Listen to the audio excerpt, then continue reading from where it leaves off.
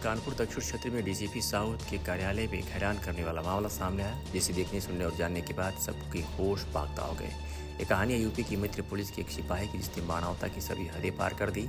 आरोप गंभीर है, जो पुलिस मामले की जांच भी गंभीरता से कर रही है। दरअसल कानपुर के रेवना थाना क्षेत्र की रहने वाली एक लड़की अयोध्या में तैनात एक पुलिसकर्मी की हवस का शिकार हुई। आरोप है कि आरोपी सिपाही ने उसे साल 2020 में गांव में ही शौच क्रिया के दौरान जाते समय जबरन रोक कर रेप किया और किसी को न बताने की धमकी भी दी।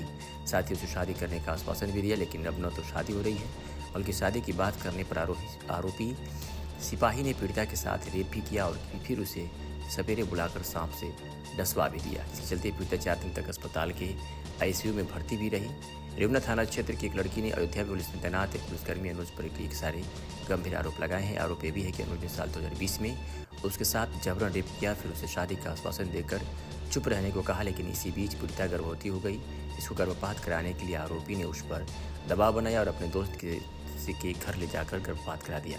इसी दौरान होने वाली ब्लीडिंग ने पीड़ित के घर में इस राज को खोल कर रख दिया।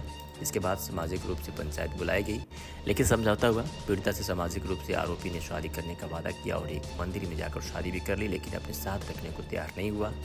कभी किसी के घर तो कभी किसी के घर जाकर पीड़िता को ठहराता था, लेकिन जब पीड़ित ने ज़्यादा दबाव बनाया और सामाजिक शादी करने की बात की, तो आरोपी सिपाही ने पीड़िता के साथ एक कमरे में ले जाकर रेप किया और गाँव के बाहर से 2 सपेरे बुलाकर उसके पैर में डसवा दिया, जिसके चलते पीड़िता की तबीयत खराब हुई और वो 4 दिन तक अस्पताल के आईसीयू में एडमिट रही।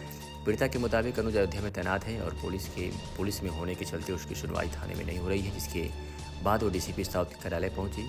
अधिकारी ने पीड़िता की बात सुन मुकदमा दर्ज कराने को बोल दिया। साथ ही इस मामले की में गंभीरता से जांच कर कार्रवाई करने की बात कही है।